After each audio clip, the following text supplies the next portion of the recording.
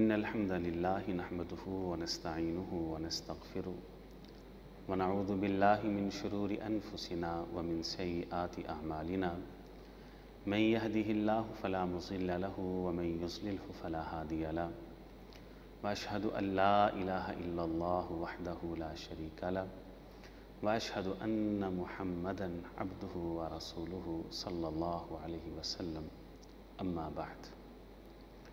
سوال یہ پوچھا گیا ہے کہ میت کی طرف سے قربانی کرنا کیسا ہے؟